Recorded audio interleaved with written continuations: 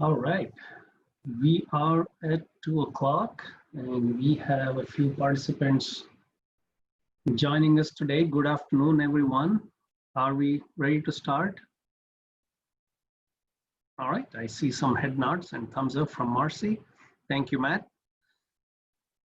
First, let me start with thanking our organizers, Matt Yunkel, Libby, Molly, Erin, and the entire Forward Fresh crew. A big thank you for having us here to present this workshop. And thank you to our sponsors. Thank you to Forward Fest sponsors. My company, Wifley, is one of the sponsors as well. I'll just leave this slide up for a moment here.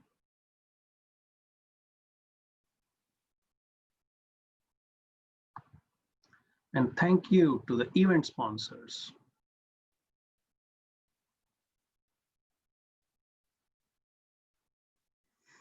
And with that, we will start today's workshop of measure what matters with OKRs and CFRs. OKRs stand for objectives and key results. CFRs stand for conversations, feedback, and recognitions. And I must tell you that when I was initially introduced to OKR, I asked the question, is it another fancy way for goal setting? It is not. OKRs is all about thinking about what does amazing look like. I would like to invite you all for a moment to think about whether it is your project that you are working on, whether it is your startup or whatever you are working on today. Just for a moment, think about what would amazing look like for you. And OKRs are all about inspiring, executing, and measuring what that amazing looks like for you. And today, your presenters are Marcie, Bomberg, and I. So I'll let Marcie Bomberg jump in and introduce herself here. Thank you, Girish. My name is Marcie Bomberg Montoya. I'm a principal and lead of our strategic advisory services area at Wifley. So we work on strategic business issues across all of the industries that we serve. I currently have a concentration in technology industry and also in financial services. And Girish and I work very closely together on helping our clients realize what their amazing looks like. Thank you, Marcie. My name is Girish Ramachandra. I lead the National Tech Industry Practice at Wifley. What does that mean? That means we work with tech companies by helping them grow, managing their growth, optimize their operations, and overall work with entrepreneurs, investors, and the ecosystem to grow sound working business models. And Wifley's tech industry today works with about 600 small to mid-market tech companies. Our mission is we bring stability to your innovation and we help entrepreneurs to succeed in their mission of creating lasting impact through technology-enabled innovation. So we have years of collective consultative expertise and we provide insight and advice to tech companies, helping them grow and manage their operations efficiently. A little bit about our strategic business solutions. Yeah, so a little bit about what we do in our strategic advisory practice is really looking at growth for startups, mid-cycle companies, really the scaling companies, and also those that are looking to transition. Our service areas really encompass everything from capital raise activities, growth modeling, which we talked a little bit about yesterday in yesterday's Forward Fest webinar that Girish and I hosted. And today we're going to focus on OKRs and CFRs. And I'm especially excited about this topic. Girish had given me a copy of this book probably, I want to say, two and a half years ago to read. Well, I should grab it off my bookshelf and show everybody. It's full of, it looks like a little porcupine with all kinds of Post-its throughout it. And it really energized me because of its alignment of those big, hairy, audacious goals that we're going to talk about today, the performance of your organization, the performance of individuals, and also tying things into your culture. I think culture is such a huge element. I mean, I do a lot of work in strategy, but I often say that, and how many people have said this so cliche, that culture eats strategy for breakfast. That's what I like about the OKRs and CFRs, is it aligns your strategy, your culture, and your performance. So I'm really excited about that today. We also work on operations improvement. We have a virtual CFO guidance. And what that does is enables a lot of our small business owners to work on what they do best and have others help guide them in their overall performance, business transition and succession. And the breadth of skills in our industry experience are two of the key things that we really are very proud of, is that people like Girish and I, who have been entrepreneurs, who have started our own companies, who have been in that seat, that understand those roles. Also, the depth that we have within Wipfli of different subject matter expertise areas. And the skill set, really, it's truly custom designed to our clients. Everything from advisory, facilitation, visioning, training creation, coaching of executives and of teams, and really utilizing that custom blended approach for each of our clients. So I guess, Girish, I'm going to say, take it away. This is a great topic, and we're just going to scratch the surface. I think today this is truly a discipline that some of the highest performers, in various industries utilize, and we're just excited to introduce it to folks today. So please feel free, if you've got questions for us all the way along. Girish and I will both be monitoring the chat box. So please, bring us your questions. We'll periodically throughout answer those, and also at the end of our presentation today. So please go ahead, Girish, take it away. Thank you, Marcie. So here is the agenda for today's workshop. We call it workshop because we will have some time in between to actually do some work and write and practice a little bit about how to write effective objectives and key results for your organization. So I'll briefly introduce key concepts, and then we will get into this exercise of writing objectives and key results. And before that, Marcie will jump in and give some examples of some of the great OKRs that are propagated by the founders or the originators of this idea. And then we will talk about how to monitor the progress of OKRs in your organizations. And then we will talk a little bit about what does conversations, feedback, and recognition, what kind of role that play into the whole OKR concept. So to begin with, what are the key concepts of OKR, right?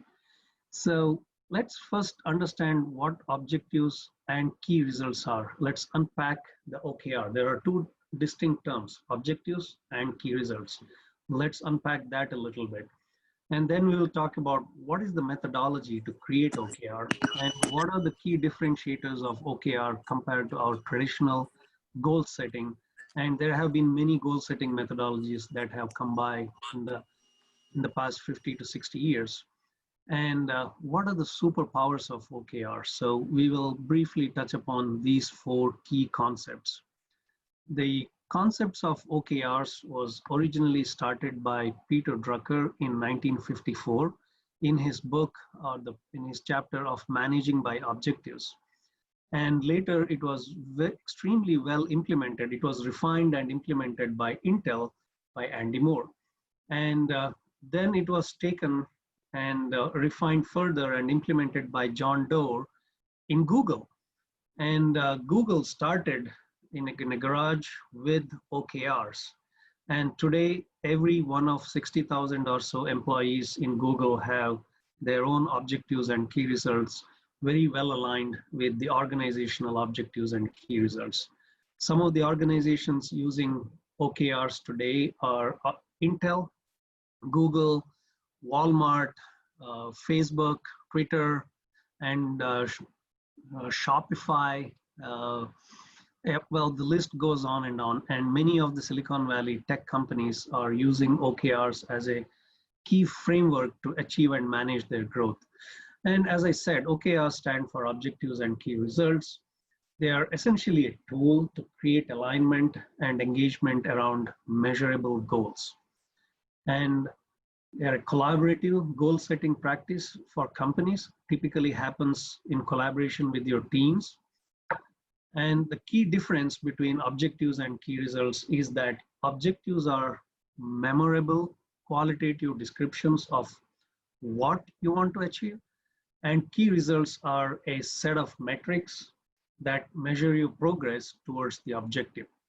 So objective is what you want to achieve, and it is memorable, it's qualitative, and key results are the metrics that measure the progress towards your goal.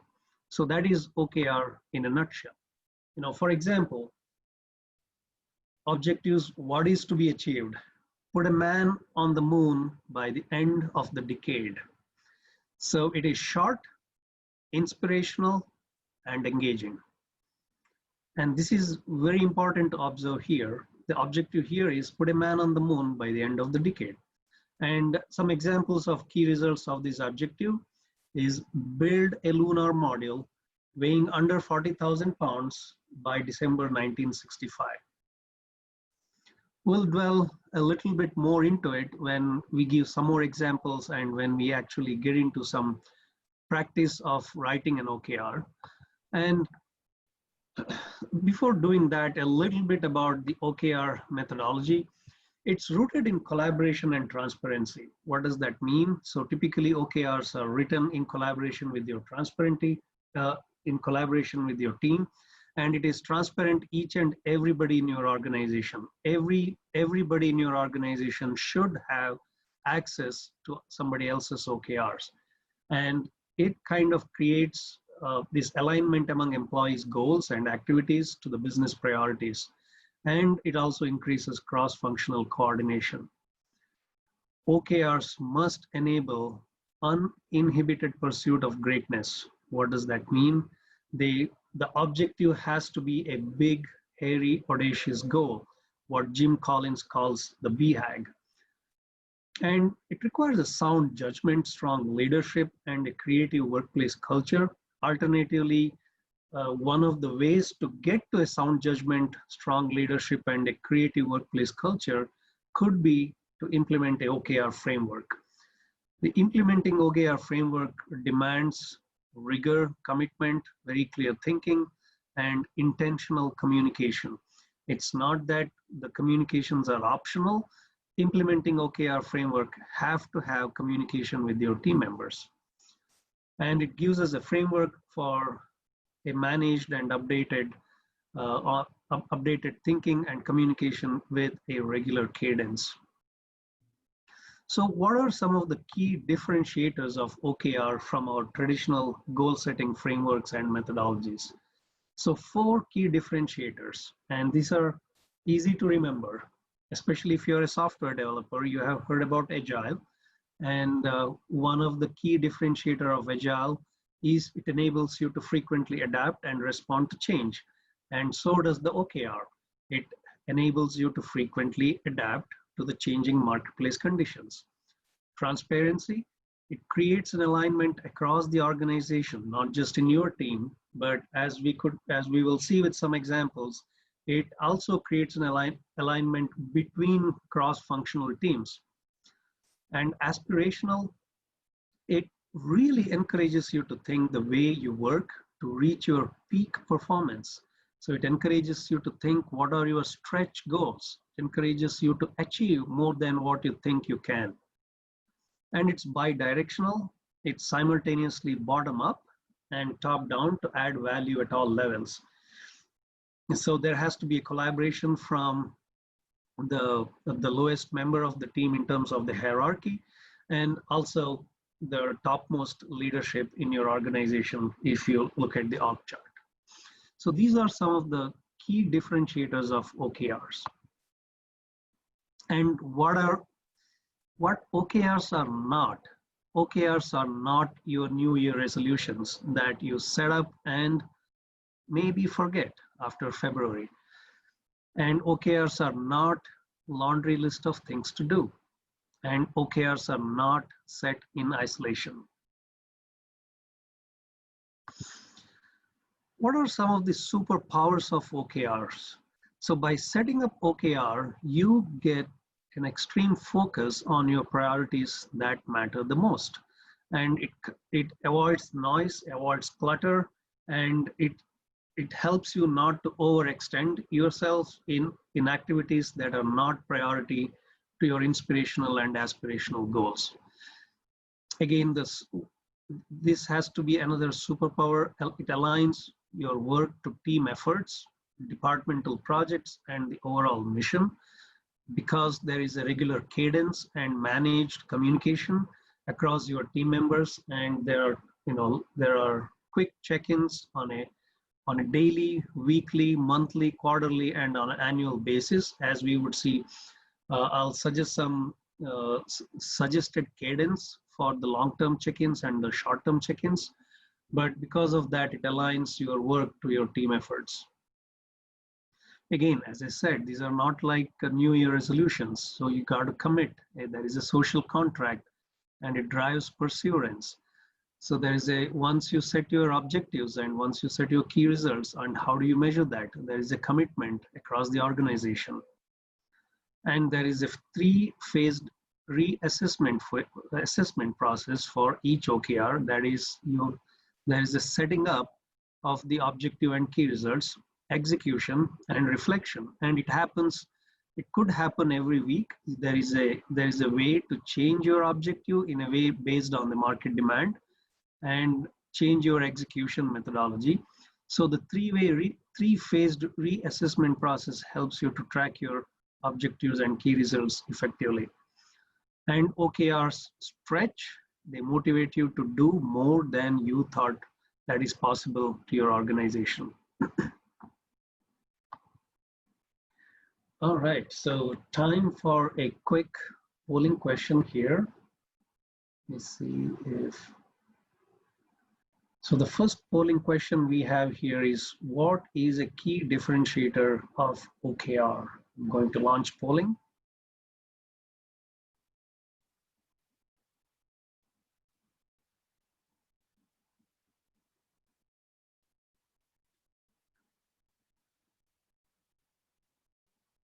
All right, I'll keep the polling open for another 20 seconds.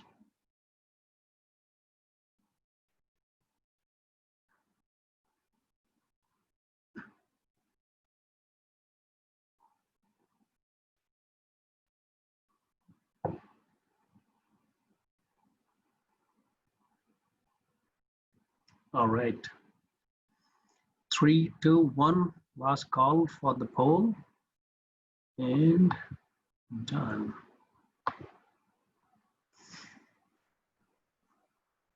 Yep, majority of the people say all of the above, which is the right answer.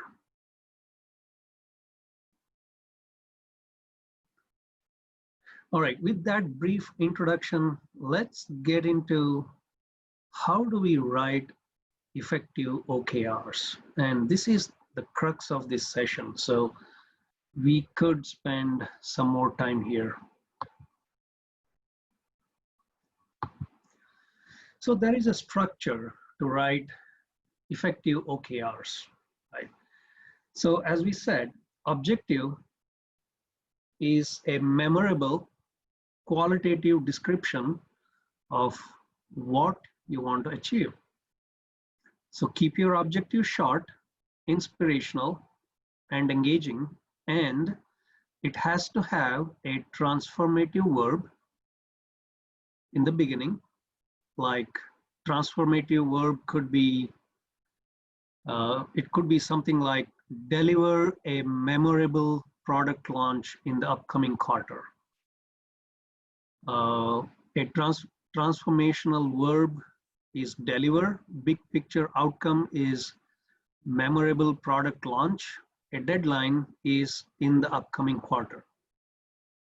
Another example could be smash our revenue goal by the end of fiscal year. Another example of the objective, I'm just talking about the objective here now. Delight our customers with new product enhancements each quarter.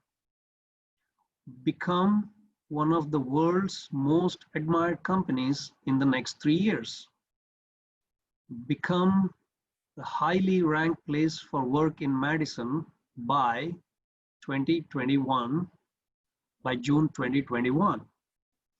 And what I would avoid doing here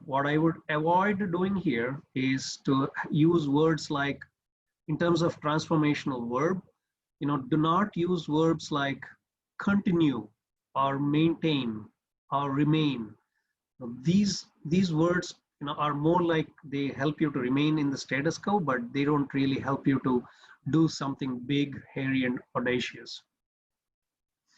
And some examples of, let's get into key results. Key results are a set of metrics that measure your progress towards the objective.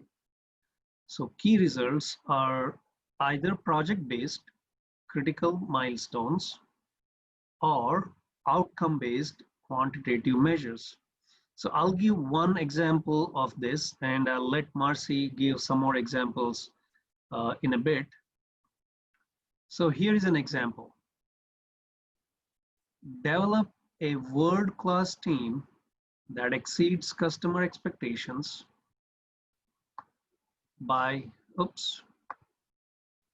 sorry about that. Develop a world-class team that exceeds customer expectations by the end of the year. That is our objective. And what are the key results? And the operative word here is as measured by. Fill all open positions by September 30th. Conduct team process improvement analysis by October 30th.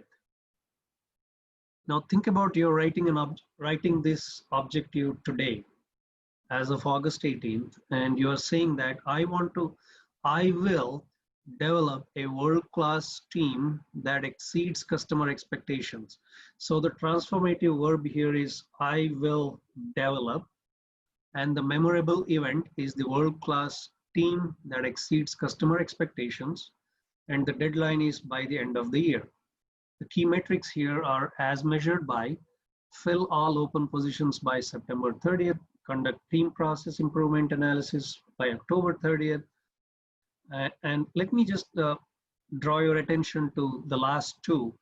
Deliver team up-level training with 95% completion by January 30th. Improve team response time from 72 hours to 24 hours by March 30th. Do you see any difference in the first three key results and the last two key results that I mentioned here? The first three key results I mentioned are the project-based outcomes. These could be ranked as yes or no. Have you filled all the open positions by September 30th or not? In October, you could go ask your team members, hey, your key result was establish and communicate our team service level agreement by November 30th. So at the end of November, you could go have a check-in with your team member and say, have you completed it or not? Whereas the outcome-based, so the first three key results are the project-based key results, and the last two are the outcome-based key results. So I'll leave this up there for a moment for us to absorb.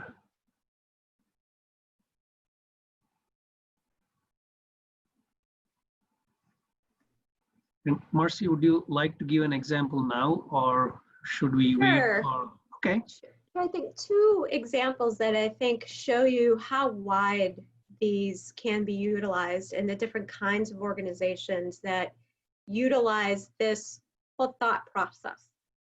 This is the definition. This is like the moonshot, right? That you talked about, landing a man on the moon. Now think about this one, and then we'll talk about exactly who utilizes this particular goal. So, or the objective. Their objective is to global eradication of malaria by 2040. Now that's the pure definition of a big, hairy, audacious goal. So their key results, now keep in mind, not measures at this point, because their measurements cascade throughout the organization. And we'll talk about that a little bit throughout our presentation today, that their key results are proving to the world that a radical cure-based approach can lead to regional elimination, prepare for scale-up by creating the necessary tools, SIRCAP, so single exposure, radical cure, and prophylaxis diagnostic, sustain current global progress to ensure the environment is conducive to eradication bush. Boy, that's a lot to digest when you think about that big, hairy, audacious goal or objective. Now, I don't know how many of you have seen, I think it was called Inside Bill Gates, something on Netflix. That was taken right from the Gates Foundation, big, hairy, audacious goal. There was one scene in that particular show that I noticed right away, that Bill Gates carries around a satchel of books with him everywhere he goes. Well, this book that Girish and I are referencing, that we'll show the cover of at the end of the presentation, was one of those books he carries around with him everywhere he goes. I thought that was remarkably interesting. So we're not all the Gates Foundation, but give you another example of Zoom Pizza. Here's an objective to complete the truck delivery fleet for 250 Polaris, which is their Mountain View headquarters. Their key results were to deliver 126 fully certified ovens by 11:30 and deliver 11 fully certified racks by 11:30, deliver 2 fully certified full format delivery vehicles by 11:30. So their results and their measurements were really time bound, right? Where when you look at the Gates Foundation Big Hairy Audacious Goal, that ends up matriculating throughout the organization in different ways, where you'll see your key measurements and your steps. That particular one for Gates was tied into their mission and their vision. And then from there, their other objectives, key results and measurements, and their CFRs were all indicated by other areas within the foundation that needed to work and matriculate up to realize their top level objective. Okay, Girish, I think we can move on to, maybe I think you've got a couple more examples or some more explanations. I don't have any additional examples, but we could pull up a few more examples.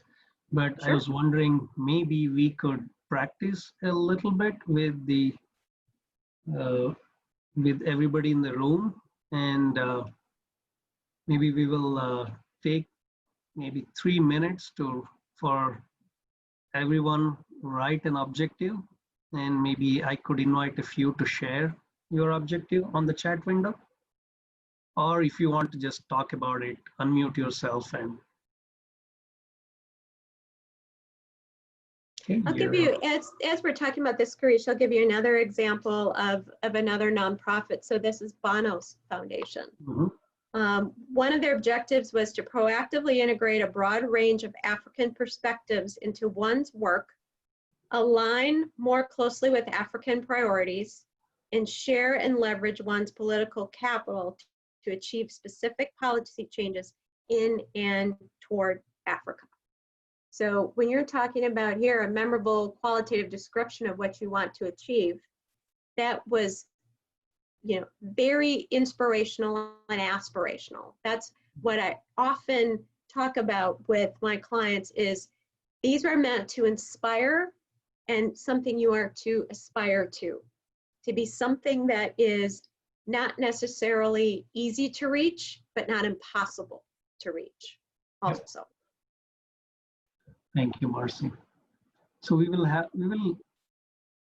remain silent for the next 2 to 3 minutes for everyone to write an objective with a transformational verb, big picture outcome, and a deadline.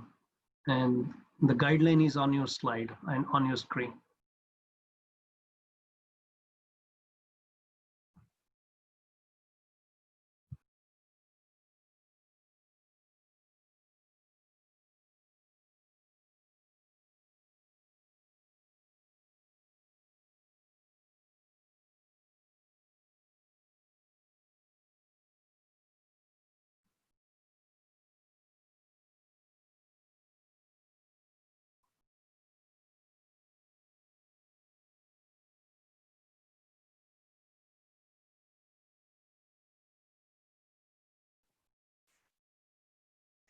As you write your objectives, may I invite some of you to share them on the chat window or with others in the room, if you can.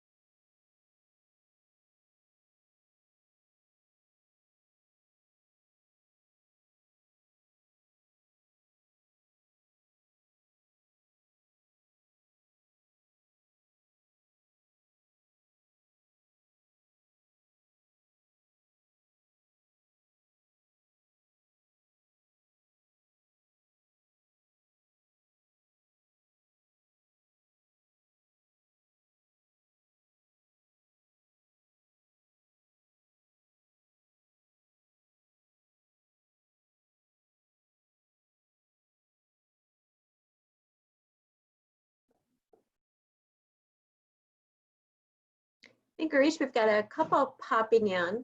Yeah. I put an example one out there and see if you can guess what example this is. Reach 1 billion hours of watch time per day by 2016. That's YouTube. I have a feeling some of us, some of our teenage kids could probably say they think they reach that every day, right? But that was one of their objectives, was to reach 1 billion hours watch time per day. Yeah, Matt guessed it right. It was YouTube. Here's another great one from, let's see, another Matt. Develop and launch a consumer product experience that is delightful and life-changing by 10/1/20. That's great. That's great. It's another one. Become the leading AI as a service provider for the undisclosed industry by July 2022. Those are all fantastic. And those are all what I would call a kind of a higher level organizational objective, right? That seems to be things that would be governing your entire organization. Mm-hmm. Right, and I would love to just really quickly give the example, Girish, when we talk about how they cascade, is giving a soccer example. So let's say I'm a particular soccer team, and mine is to win the World Cup this year. And you know, how would they, and maybe what we do as we cascade through, we can talk about how you would measure that, and then how it cascade throughout the rest of the team. But to win the World Cup this year is a very aspirational objective too. We've got a couple more in here. Create a series of fun, informational PowerPoints and literature pieces for our company by the end of 2020. Now, that one can be something that supports an organizational or top level objective as well. Yep. And that's where a lot of your team can align themselves to something in particular within your objectives.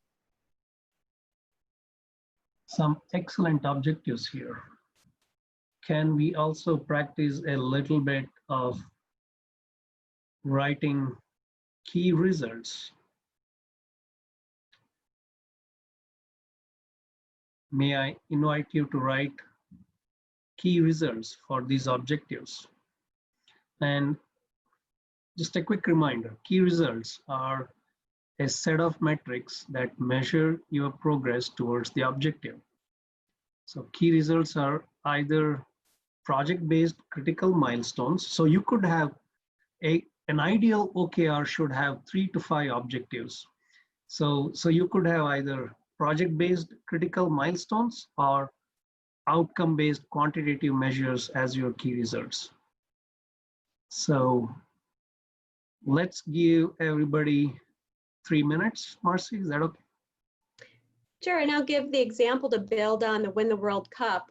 So your coach then may write that high level organizational objective as measured by average goal per game of 2.0, average conceded goals 0.5, and ball possession rate of 75%.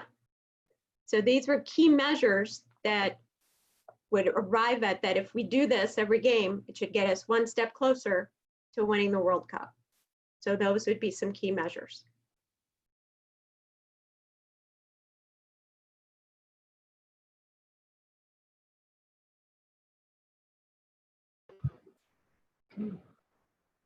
If you're willing to share your key results, please use the chat window or just unmute yourself and let us know.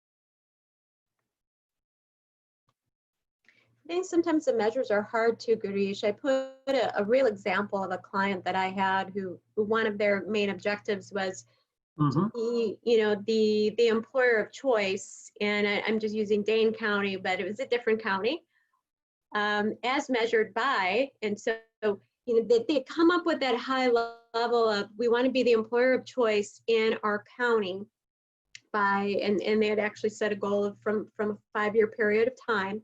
Well, how do you measure that? Sometimes those measurements can be the most difficult things. Yep. Right. Yep. So the measurement, and that's where I really worked with them to say, okay, how would we measure something like that? So we determined it would be doing employee engagement surveys where 90% of their employees would say they would recommend employment at that organization. And so if 90% of them said that, yes, they would recommend employment, that would be a key measure for them. Their turnover rate had been a lot higher, and they realized in their exit interviews that that turnover was because of some dissatisfaction. So by having a 2% turnover rate is something that they realize that there's a normal amount of attrition, there's a normal amount of turnover, but this would be something that they would achieve stability.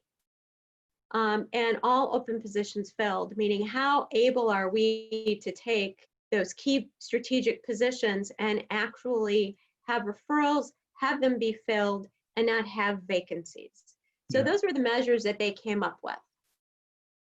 So here's another great one that just came through in the chat, as measured by, this is great, number of clients using our service, usage level per client, customer retention of, and then you're very spot on here, need to put in the actual metrics targets, but you're right, you could work on that offline. And sometimes what I found in the real life world of working, with some of my clients is this was really a little bit of trial and error on what those key measurements truly are. And I've seen that, every 90 days as we would examine if their measures were effective, sometimes we threw measures out And we put different measures in that really got to the heart of the success of that objective.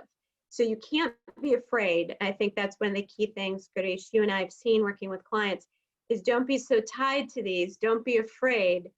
You know, and that's one of the agile components of this is every 90 days to revisit. Are you measuring the right things?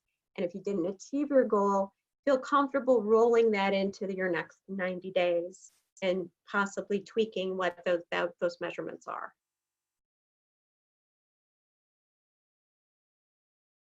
And we would see that in a bit, especially when you're tracking your OKR, how the short-term check-ins help you to set better OKRs for the next quarter.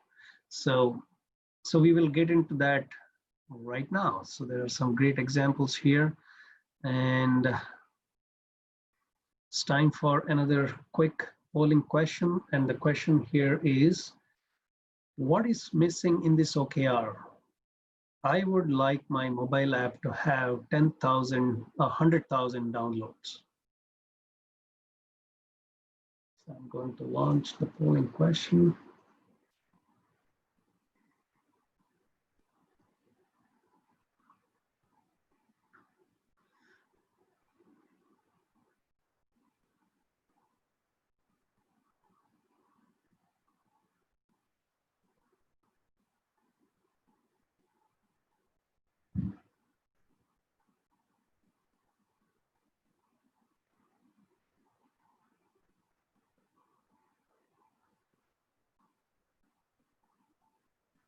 All right. Last call for polling. Okay, about 12 people have. So many people said 10 line, the correct deadline. The correct answer is all of the above. The question is, what is missing in this objective and key results? So the right answer is all of the above. All right, so let's move on to the next section here. How do we monitor progress of OKRs? Multiple ways to monitor progress of OKRs, right? You can do OKR check-ins. It could be impromptu. It can be unscheduled check-ins. It could be scheduled check-ins. And reviewing of OKRs, that means you can ask yourself as well as your team members or your manager or your peers or shareholders to say, hey, is this the right OKR? Do we need to redo anything on this specific OKR? There are long-term OKR cycles and short-term OKR cycles. And let's quickly look into what are the techniques of reviewing OKRs. These are really simple questions to ask when you are reviewing your objectives and key results. And what do you mean by self-reflection and assessment? So OKR check-ins, these are short reflection points to track your results. Now, if there are some individual OKRs that you have written that, as a team member, you can do a self-reflection. And this can be done individually by yourself, one-on-one with your team member, or it could also be done in teams. As I said, OKR check-ins could be unscheduled or scheduled daily 10 to 15 minutes check-ins with your team members. Excuse me, if there are agile software developers in the team, so this is similar to the daily stand-up meetings of software development. Reviewing of OKRs, so there can be individual progress updates on your own, usually on a weekly or bi-weekly basis.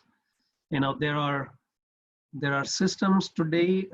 One of the companies, Better Works, has a software to implement your OKR systems. So you can go and update your individual progress on a system like that, on an application like that, or you could just simply do it on your Excel spreadsheet. Can be done usually on a weekly or bi-weekly basis. Team progress review, again, collaborative team review. usually on a monthly basis, because managing OKR itself cannot be an OKR. So you got to have the right kind of cadence for reviewing OKRs. Mid-cycle manager check-in. So at least once in the middle of your OKR cycle. So short-term OKR cycles are typically once in a quarter, which I'll show it in the next slide. So you need to have at least one check-in with your manager in the middle of your OKR cycle. End of cycle reflection. This is the final review of key achievements and learnings at the end of each cycle. So both are important, review of key achievements and also key learnings. Long-term OKR cycles versus short-term OKR cycles. Typically, long-term OKR cycles are usually set annually, and short-term OKR cycles are typically set quarterly. And these help you to focus here and now, and you can actually unpack your quarterly OKR cycles and even come up to a stage where it can be broken down into your daily task list so that you can update them on your daily OKR check-ins. Girish, if I could just add to that, one of the things that I've seen, as I'm working with clients on getting their cycle down pat is also to start at one level of your organization. It's very hard to roll this out throughout an entire organization. Sometimes if you choose maybe your executive team or you choose, one particular operational area, you can kind of work out the kinks and get a feel for the cadence before you roll it out to the entire organization. And I think when you talk about your short-term OKRs, it isn't meant to really encompass everything that is happening within the organization. It's really looking at 5 meaningful things, right, that you can do in 90 days. Any more of that becomes very overwhelming. Yep. Becomes a little bit too much. Then it becomes a laundry list of a to-do list that never gets done. You want to look at it as really those 5 meaningful things that, like you said, focus on the here and now on a quarterly basis. Mm-hmm. Thank you, Marcie. That's very well said. Yeah, we can talk more about techniques, but really quick, what are the 4 different aspects of reviewing OKRs? So first, it is progress. Now, what has changed since we started this OKR cycle?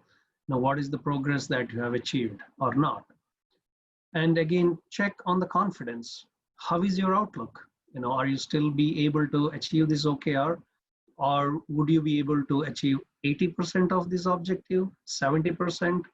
Or should we revise it to 110%? And what's the confidence level? The next one is to check on the roadblocks. Hey, what are some of the roadblocks that either I can help remove, or what are you seeing are the potential roadblocks? And the 4th and important one is innovation. What can we try? Is there any new thing that we can try? If it is a technology project, obviously there are changing technologies every other week, so you have plenty to discuss. But innovations are a key aspect of reviewing OKRs. Self-reflection and assessments. Extremely important is to drive a superior goal-setting process for the next quarter, especially the short-term cycle OKR review. After the self-reflection, you can learn the lessons and you can turn a page and learn a lesson.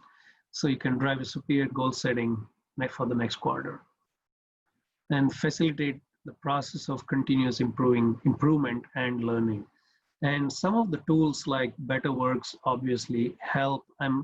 By no way I'm endorsing or advertising BetterWorks here, but some of the tools like them help facilitate process of continuous improvements and learning. Okay. Any comments or questions before we go to the last section of this hour?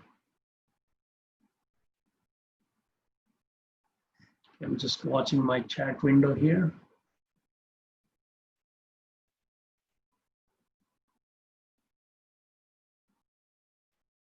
Hearing no questions or seeing no questions, moving on. So OKRs can only be graded with complete or incomplete. Have you got it done or not? Whereas CFRs that help to better self-reflection and better collaboration and transparency are, and also the CFR, the conversations, feedback, and recognition introduce larger vocabulary into the OKR discussions. And general guidelines for these conversations, feedback, and recognition, the conversation should be in person or a video conferencing service. Definitely not over the chat or over the phone. And it should include goal setting, reflection, and ongoing process updates. These three general guidelines are extremely important to follow. The feedback should be specific and constructive. Have the person thought about innovations in the last OKR? What could the person could have done better in terms of those 4 specific points that we mentioned? And also ask, what do you need from me to be successful? And now let me tell you what I need from you. Recognition can be peer-to-peer. It can be within the team, which helps those who may not normally be noticed by leaders. It helps to get noticed. And it also crowdsources meritocracy. Just one quick note on this, Girish, that what we've seen in practice is it really eliminates the need for your traditional performance review system. Yeah. So because what you're doing is you're aligning performance on a continual basis amongst the team, amongst the organization, and amongst individuals. It's been a terrific thing, not just aligning your culture and your objectives, but your performance management system. The OKRs are really not meant to be a measurement per se for performance of an individual, but are certainly guidelines that help the individual know how they're doing in alignment with the objectives of the organization. It's a fantastic way to align performance measurement systems. Mm-hmm.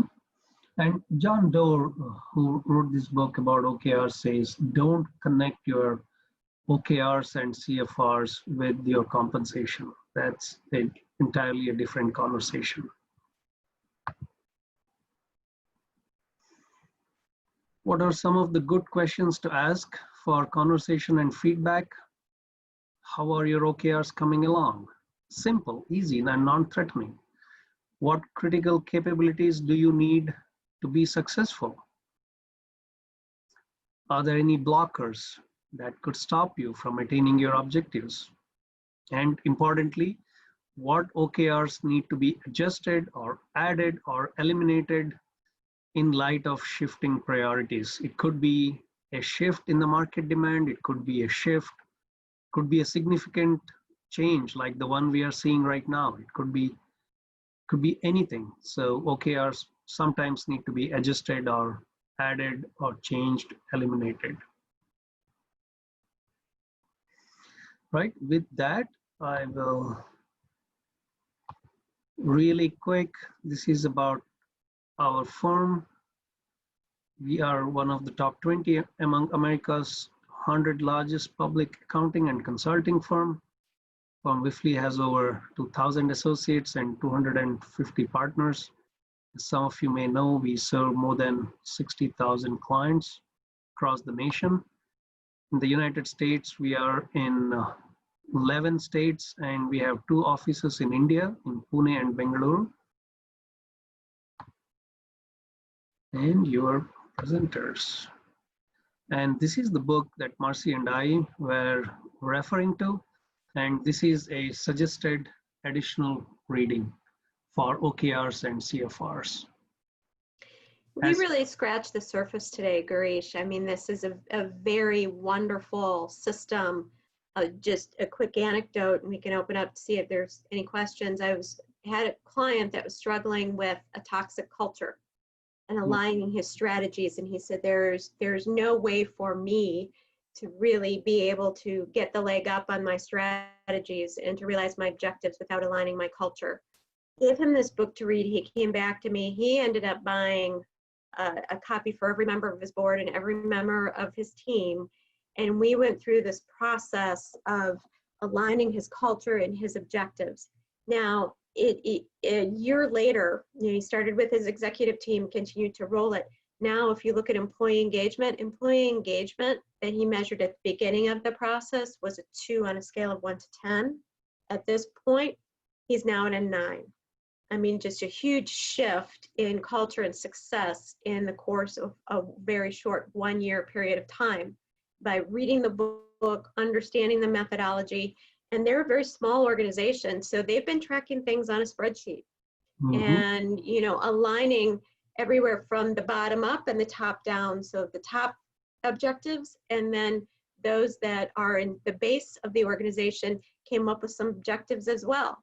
And they met in the middle and created a unified culture within their organization. That's one of the things that's so exciting to me about this book and about this process once you really get into the meat of it. So with that, we could answer any questions you may have. We have 4 minutes left, so I believe that we have a few minutes for some questions.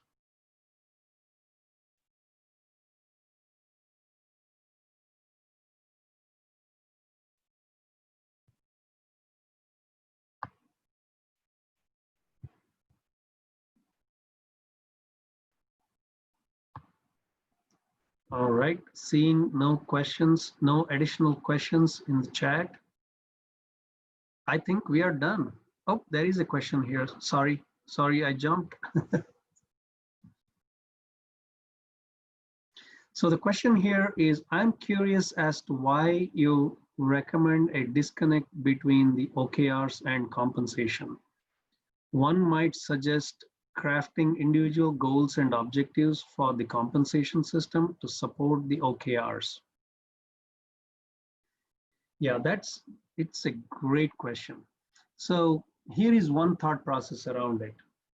So OKRs are designed to be aspirational, and OKR are, we encourage you write aspirational and inspiring OKRs so that the entire team can come together and encourage that cross-culture collaboration. So your individual OKR is not just your OKR. It is an OKR that is aligned to the entire team. It is aligned to cross-functional. It is aligned to the overall organizational OKR.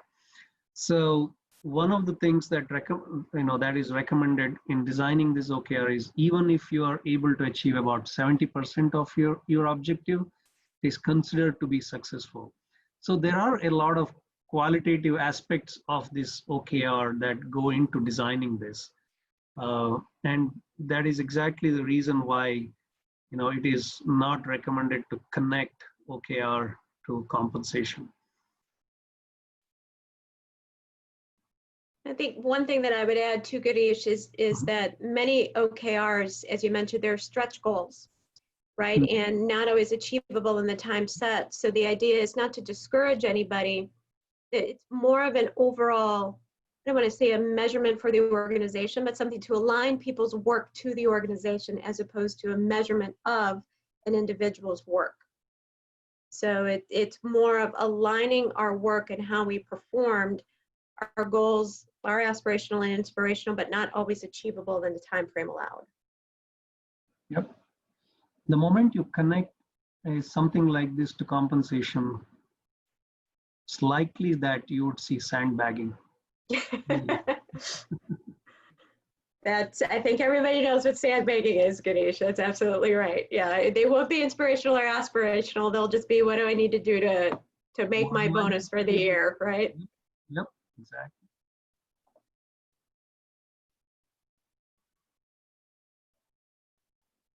All right.